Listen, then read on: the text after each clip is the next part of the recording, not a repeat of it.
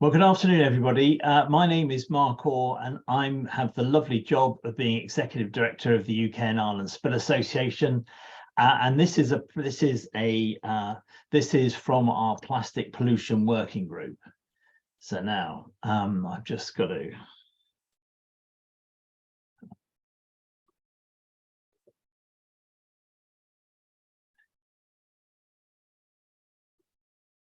Okay, so the UK and Ireland Spill Association is the trade body for marine and inland response companies in the United Kingdom, and it represents contractors, manufacturers, and consultants in its accreditation activities. And it has its accreditation activities for inland oil and chemical spills and delivery of the Marine and Coast Guard Agency scheme for the accreditation of Marine Spill Response Organisation is run through its independent accreditation body, International Spill Accreditation Scheme.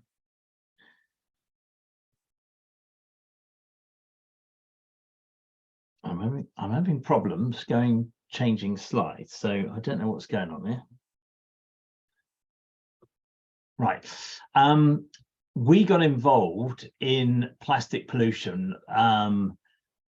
It would have been very early in 2001 when we had a number of calls from the Environment Agency, which is the regulator for inland matters in England, who basically said, we're getting plastic nurdles washed onto beaches, but we don't have a clear plan on what we're supposed to do to clear them up.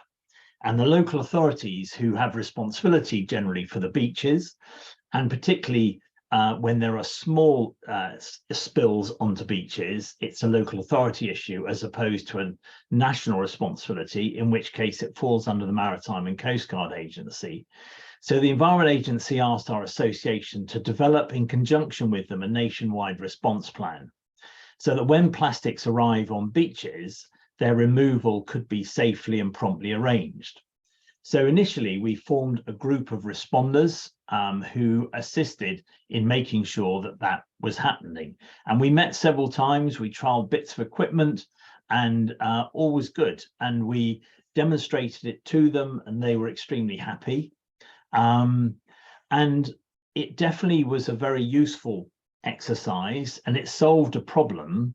But what we clearly understood very early on was that this mission was much larger than we thought it would be. And so we grew into a multidisciplinary group of member companies, regulators, academia, and no doubt the group will continue to grow as we develop and we do more. Now, when the MV Express Pearl incident occurred off Sri Lanka in May 2021, it involved a number of the group's members, particularly Oil Spill Response, who were the contracted to deal with the spill response involvement in it. It also involved CFAS, who are a laboratory supported by DEFRA, and it's just become that was a massive learning exercise. It was a tragic incident because a virtually brand new container feeder vessel had picked up over about 1,086 containers, and in one of those containers there was a spontaneous combustion fire, which then could not be extinguished easily, which then set alight a number of other containers on board. And despite the best efforts of the crew and the Sri Lankan authorities, where it ended up anchoring about 8 miles offshore from Colombo, it ended up completely burning out, and the containers that it was carrying were lost. And within those within that load of containers, there were several which contained plastic nurdles in their package state, ready to go to manufacturers. And what ended up is that there was a significant spill of nurdles onto the shoreline, with awful consequences for the marine life, the shoreline, the local environment, and of course the fishery, on which many of the local fishermen depended for their income. Now, there was a lot of learning which is coming out of this incident and will continue to come out of this incident, some of which will be covered in this webinar. But at the same time, members were also involved, particularly Ambibar Response, who are members of this group, were involved in the MSC Zoe incident, which lost 345 containers in January 2019, of which the contents of several impacted the Wadden Islands, which are off the north coast of the Netherlands, with many of the containers sunk, but the remainder also impacted Danish and German shores. And there's been other small incidents which members have had to deal with.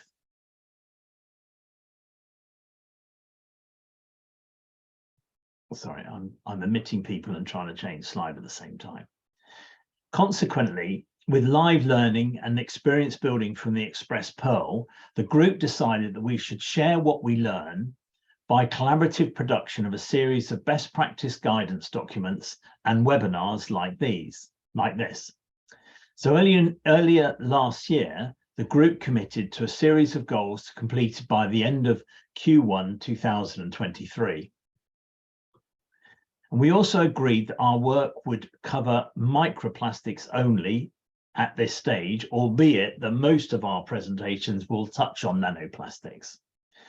So what are microplastics? Well, the European Maritime Strategic Framework Directive, that's a bit of a mouthful, guidelines have defined microplastics as plastics with a diameter of less than 5 millimeters, and it is used as a standard measure in the analysis of marine and freshwater ecosystems.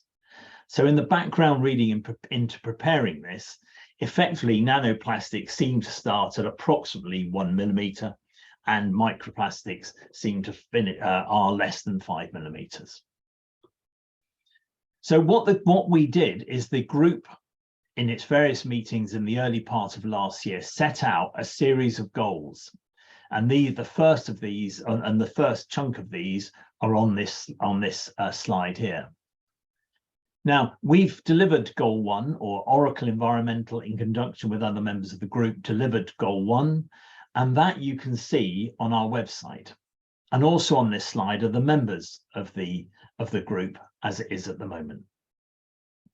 We've got a lot of work to do, and the one that we're particularly, and you can see the remainder of the goals, but you can see that the one we're going to cover today is the assessment of environmental and health risks associated with macro and microplastics to assist in clean-up endpoint determination.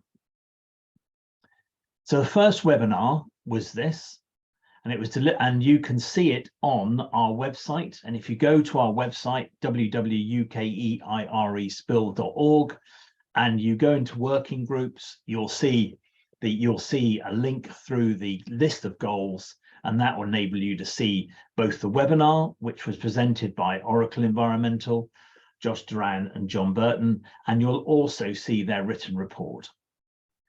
And that is how we'll cascade the outcomes of these webinars to anyone who wishes to be informed of them.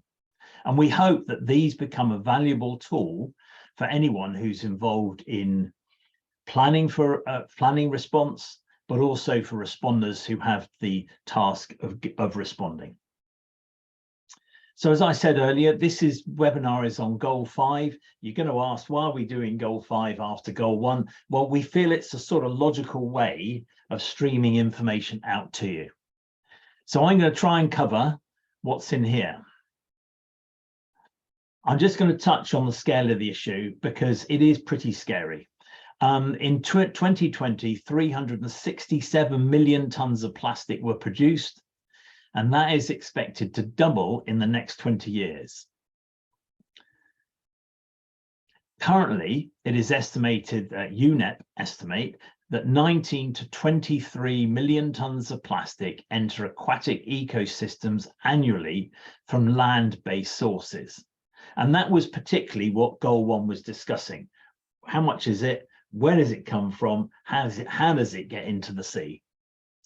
Now, global marine studies place plastic bags, containers, bottles, including bottle caps, packaging straps, nets, ropes, and fishing lines as the most common macroplastic pollution items within the oceans. And today there is really no place on Earth which is immune to this problem. And the majority of the litter and debris that covers our beaches come from storm drains and sewers, as well as from shorelines and recreational activities such as picnicking and beach going. Abandoned or discarded fishing gear is also a major problem because this trash can entangle, injure, maim, and drown marine wildlife and damage property, as you can see by the picture with this. To put it in context, this is a good indication in this paper here, which I would urge you to read because it's a really, really up-to-date 2022 published summary of human health concerns regarding microplastics in the aquatic environment for marine to food systems.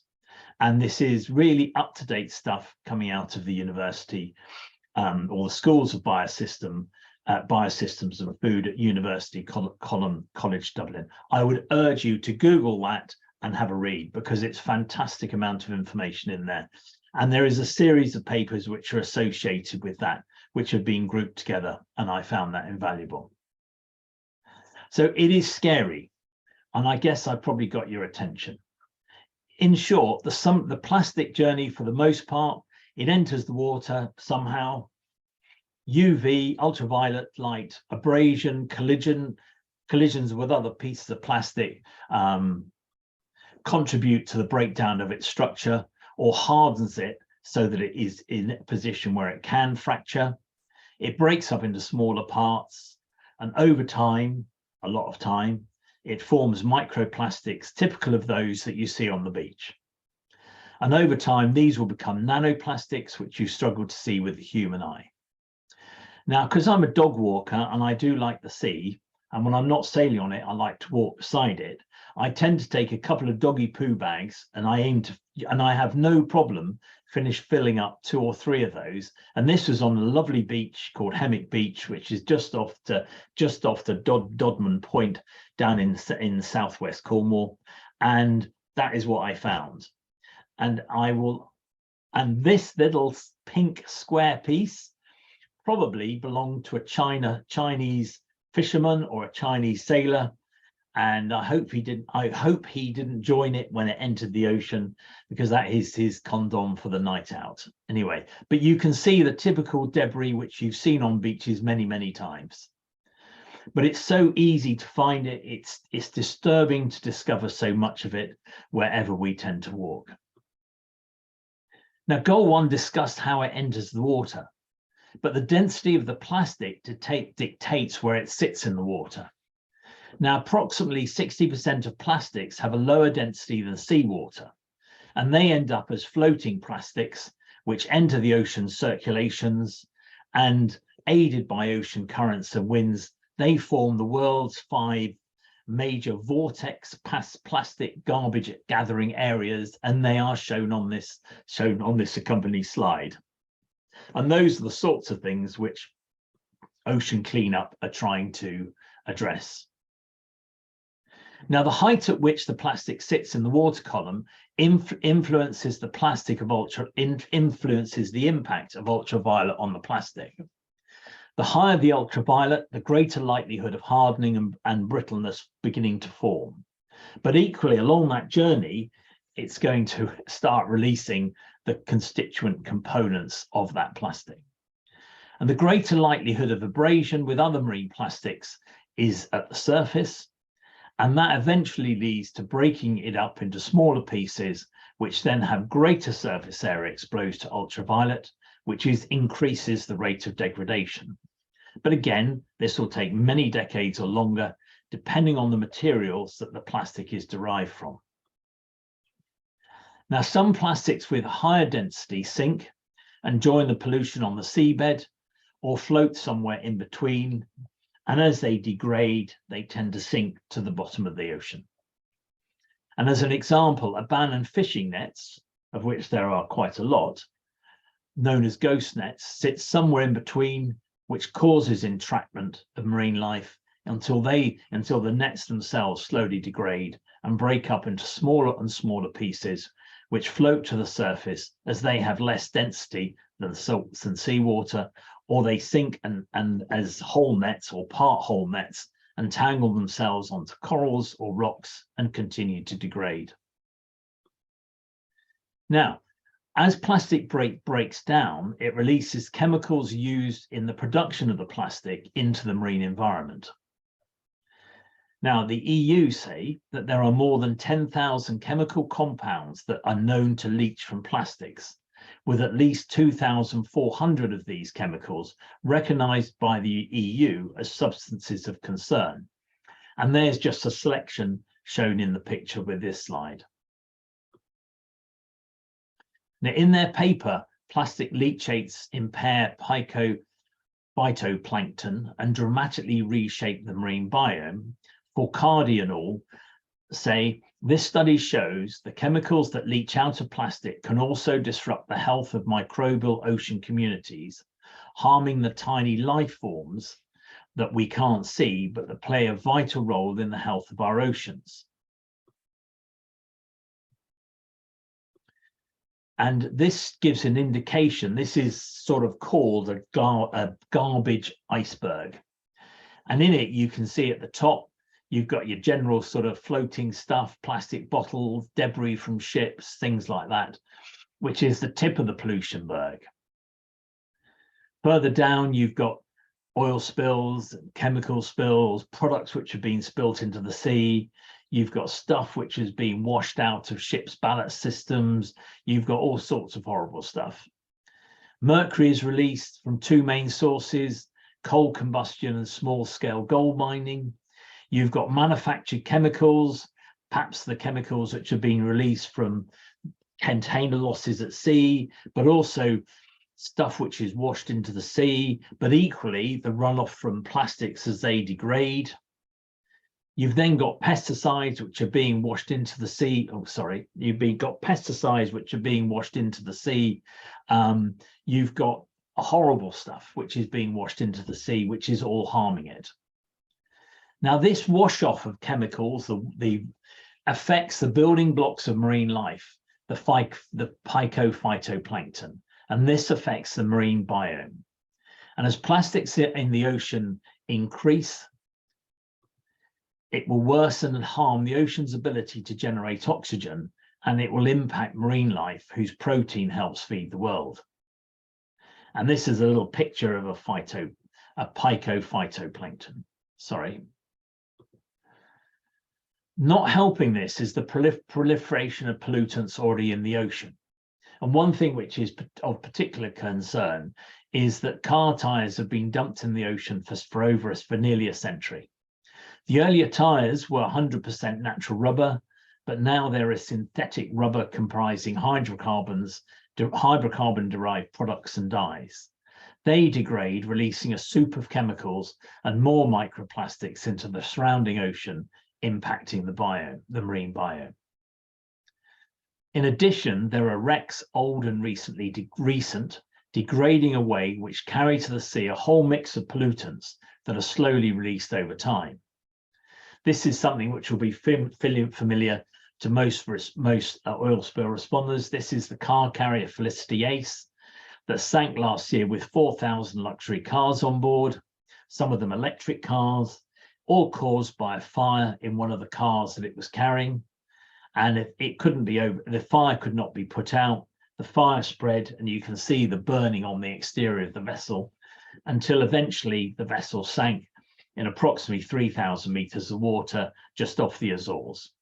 And over time, you can imagine what that is going to leach out into the local environment. But bear in mind that 80 to 90 commercial vessels are lost each year. And on average, and it depends how long you want to average the period over, but if you're involved in container carrying, it will be averaged over a long time. But 1,200 containers are lost each year. Many that are lost are also carrying hazardous goods, which eventually leach out into the ocean. But of course, as we know, and if you follow the trends, the trend tends to be increasing. So the health of the oceans is decreasing due to factors other than just plastic. Global warming is causing a steady deoxygenation of it.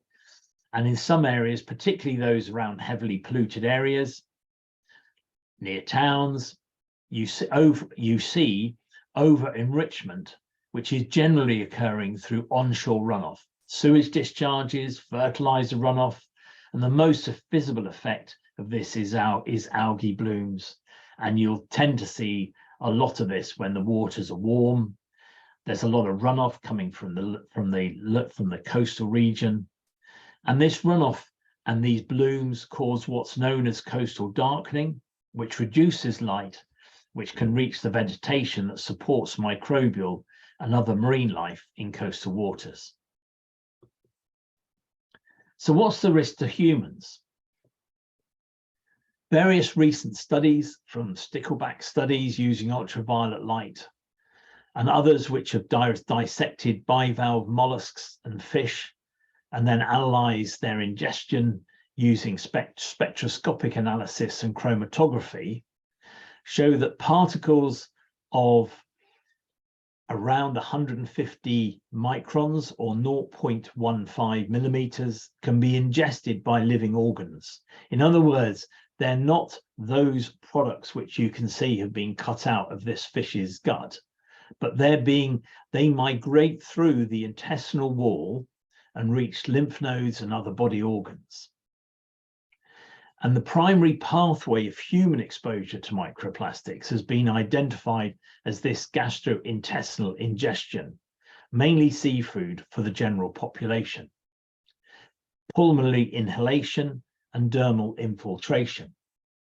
So once the microplastics which you see in this slide are in the gut of the mammal or the fish or the bivalve, they then start leaching components and break up further into nanoplastics, which, if they are small enough, will be ingested by the fish or the bivalve, and that is into the parts of the fish that we start to eat. And that is really concerning, and this is becoming better understood by the scientists. Now, many laboratories have now researched the effect of the absorption through the gut or feeding system of these nanoparticles by shellfish, fish, larger mammals, and light whales.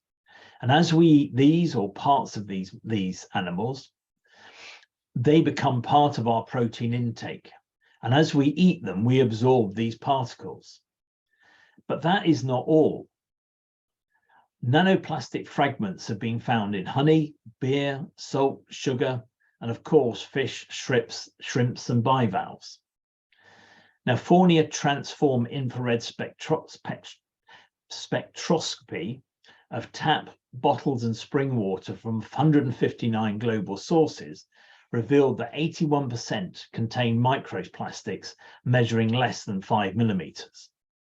And statistics show that the following average levels of microplastic pollution in food, and you can see the amount that's in them. And in all, it's estimated that annual microplastic particles consumed per person are between 78,000 and 211,000 per year. And that's based on an American diet via inhalation, water consumption, and other sources. But is this an issue? Well, the scientists would say possibly, but we're all doing more research on it. But as humans, we have exposure to nanoparticles in the air, car tire rub-off, exhaust particles, in the home from washing clothes, and from nanofibers on cleaning cloths like wet wipes to flossing our teeth. In the office, perhaps cutting a piece of rope, chewing the cap on a biro, woodworkers shaping or cutting MDF, or cutting plastic pipe. They're all the potential to absorb these through our respiratory system, through our skin, or through what we eat. And there is concern about the aggregation of this and the effect of the breakdown of chemicals from which these nanoparticles are made. And as we have noted, many of them are carcinogenic, they're easily ingested, and they're persistent, i.e., they're not easily broken down in our bodies. Now, the impact of these absorptions, however derived, are inflammation and irritation, oxidative stress. Now, that really is an imbalance between the systemic manifestation of reactive oxygen species and our body's system's ability to detoxify those reactive species. And this ends up with those intermediaries being damaged. In other words, the body's system, which is trying to break down and rid the body of these alien species, and it affects the body's ability to repair the damage. This causes apoptosis, which causes cells to die. And at its extreme end, you end up in what's called changes in the metabolic homeostasis, which upsets the ability of the body to function properly. It's all pretty scary stuff, really. Now, let's draw some lessons to responders. Because if you think of an incident like the MV Express Pearl, where responders will be handling plastics for many, many months while it's being cleared up, every time you touch the microplastics or elements of it, it is leaching nanoplastics, but it's also leaching the chemicals from which those products were made or through which were added to them during the manufacturing process.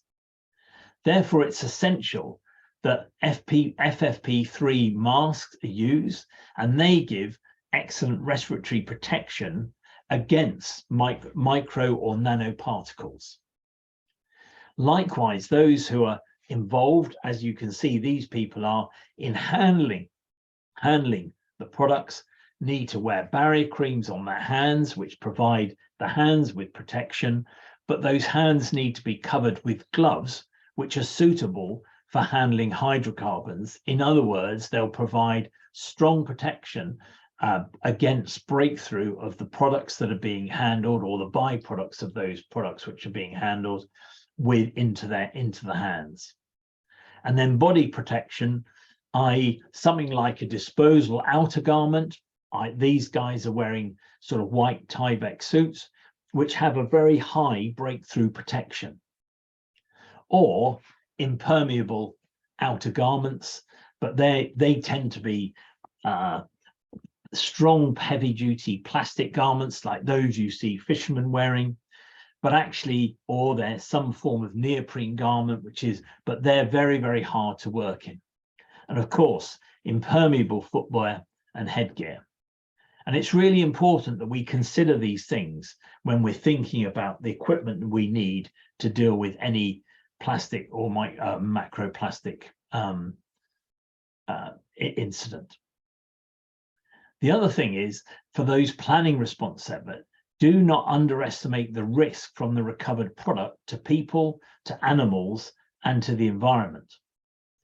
Yes, a degree of segregation needs to be done to separate what can be recycled or what has to go off for incineration, but that must be done under controlled conditions. And where product is being stored, it needs to be contained to prevent the spread of micro and nanoplastics from whatever you're storing. One of the issues with the Express Pearl is many of the nurdles which came off the vessel had been impacted by the fire that had been on the vessel, so that some of it had aggregated into groups and clusters of micro beads or micro beads of nurdles. And so, it all needs to be very carefully handled. The other thing is that the longer it's hanging around, waiting to be disposed of, the more greater is the likelihood of the product breaking down further and releasing the chemicals from which it's manufactured or which have been used in assisting its manufacture. And these need to be disposed of through incineration or remanufacture. Do not leave it where it is, because it may escape back into the environment, or parts of it may escape back into the environment. Now, the other part of this was trying to work out an endpoint determination when an incident occurs. It depends, I guess, what it is. Now, a paper written for IOSC, which is part of the triennial series of oil spill response shows in 2008 by two respected senior people within the industry. So endpoint determination, shoreline treatment or cleanup endpoints are specific criteria assigned to a segment or unit of contaminated shoreline or riverbank that are used to define when sufficient treatment effort has been completed for that segment or unit. In effect, the endpoints are the practical definition of clean for that particular segment of shoreline in that particular incident.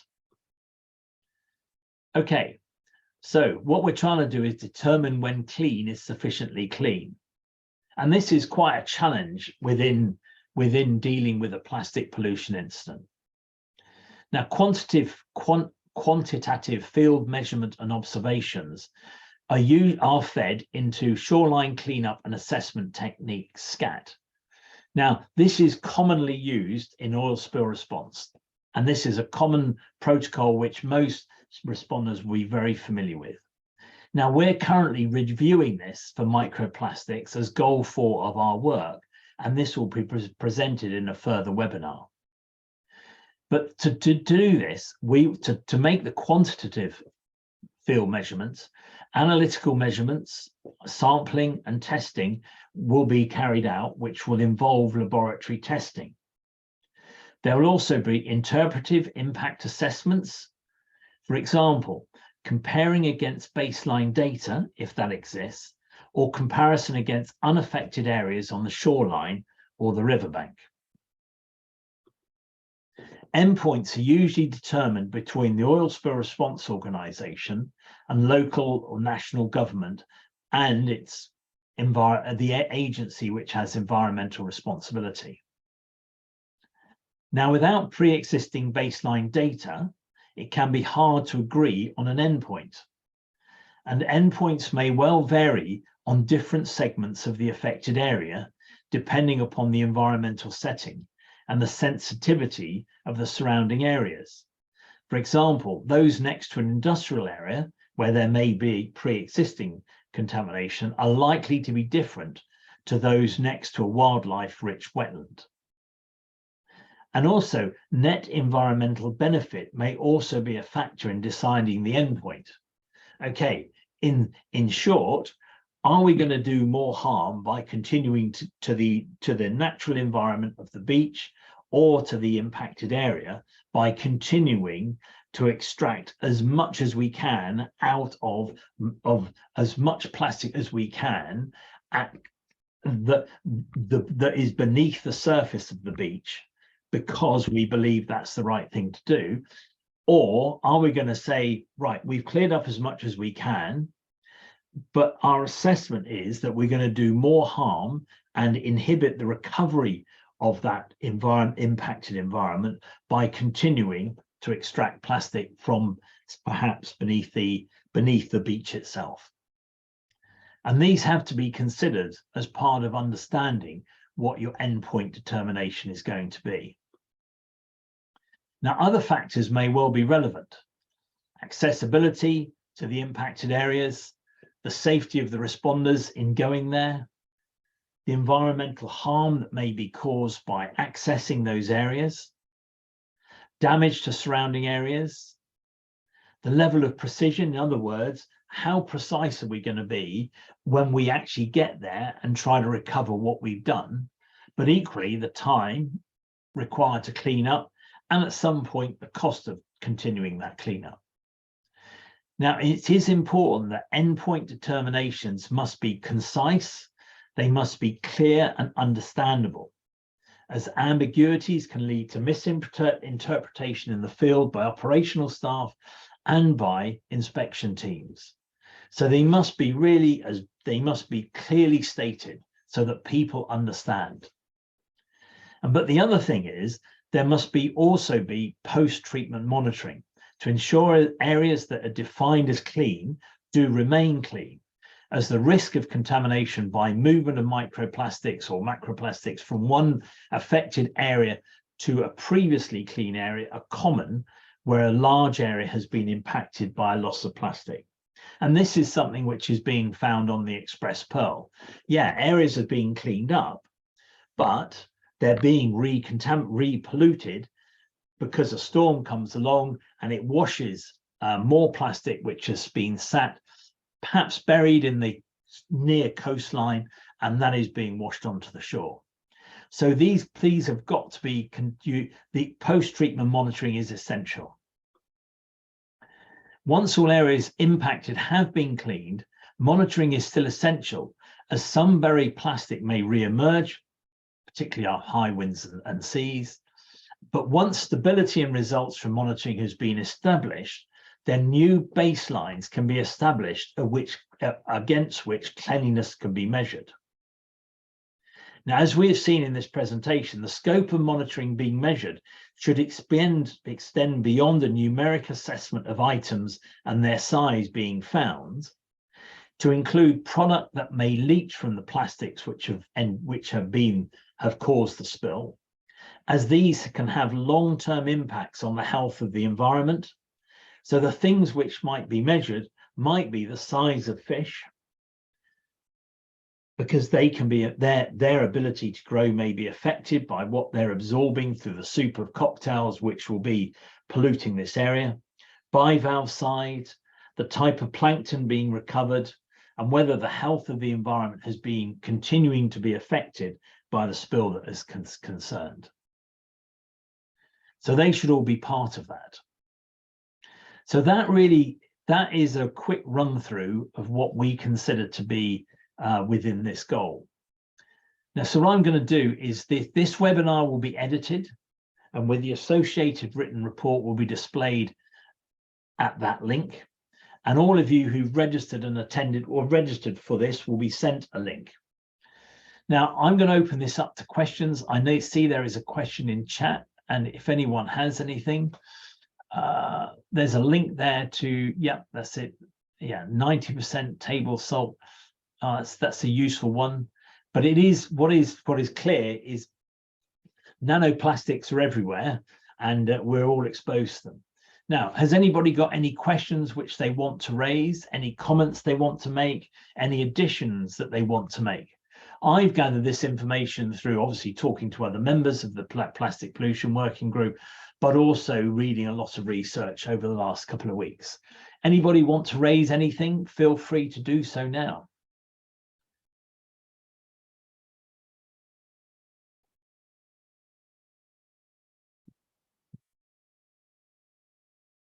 That's great silence. So basically, the next webinar in this series is on the 15th of February, 2023, not 2022, and it presents Goal 2, the identification of effective tools and equipment for controlling plastic feedstocks at source to prevent escape to drains and rivers. And that's going to be presented by Oracle Environmental and Oil Spill Response. And more information about this and all the other stuff that we're doing within the Plastic Pollution Working Group can be found through that link above. So anybody, any questions or anything that they want to add? If not, let's have a look. If the EA are aware of this and presumably, okay. If the Environment Agency are aware of this and presumably DEFRA and others, what's being done about it? Okay, well, that's a good question, Adam. Right, would you believe it, at long last, and a degree of extended producer responsibility is being slowly introduced into England.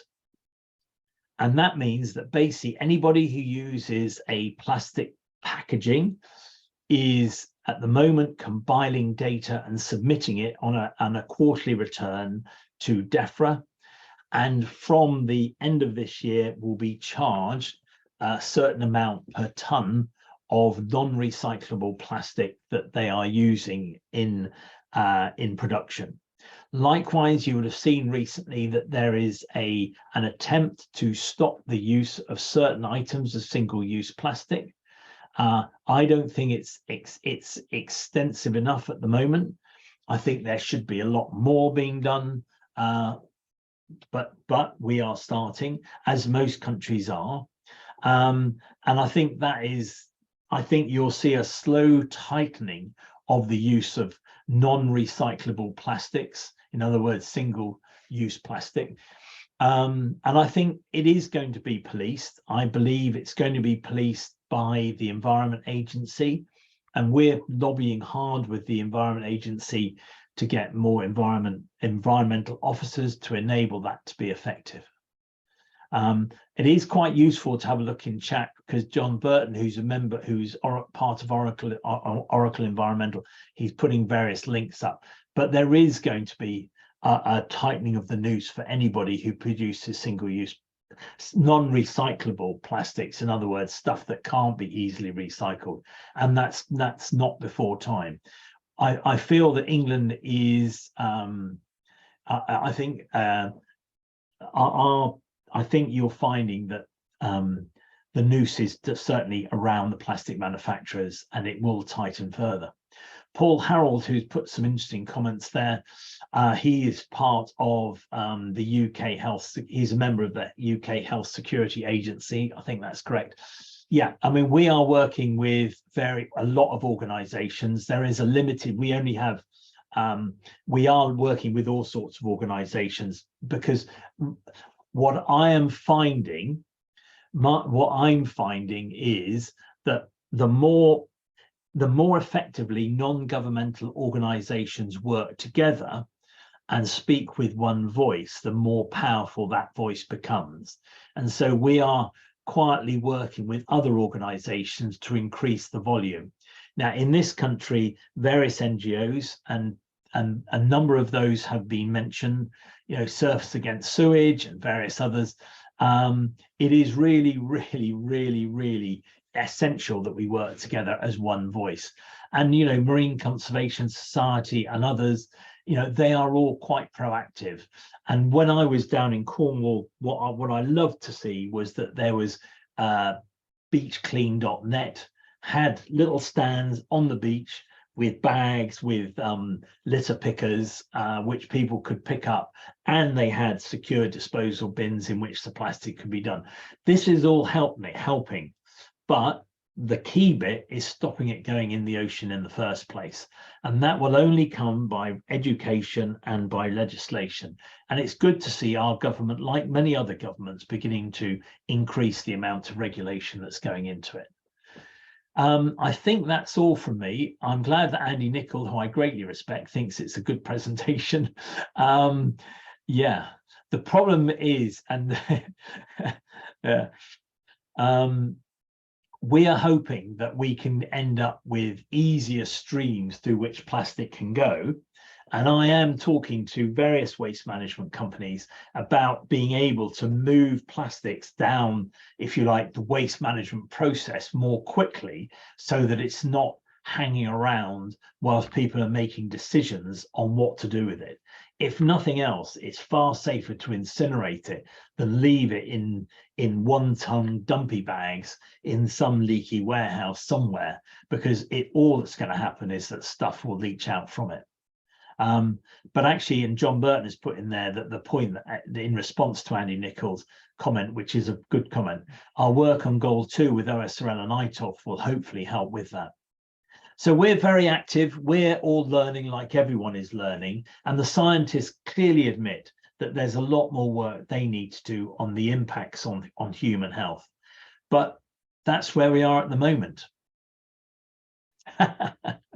Lovely. Right. That's enough for me. I'm gonna finish now, but I will leave chat open so that if more people want to, social media, yeah, we're doing a lot on social media, and what we aim to do with this stuff, when we've completed all our goals, is to put it into if you like, a field responders guide, and make that publicly available to anybody who wishes to access that guide. If we can get some funding, then we'll do a 2-day conference to talk more about it. But certainly we're trying to make all the information we produce publicly available so that responders and those who plan for responses can be better informed and use some of the tools that we have. So that's probably it from me. Our next webinar is the 15th of February 2023. You'll see notifications coming out from that, and because you've attended this, you're going to get you'll be mailed where to check in on Eventbrite and book in. But I hope that these are good, and please do check out the links from the chat as well. You'll get all this when you see the webinar recording. But thank you very much, and everyone have a good day. So thanks very much. Goodbye.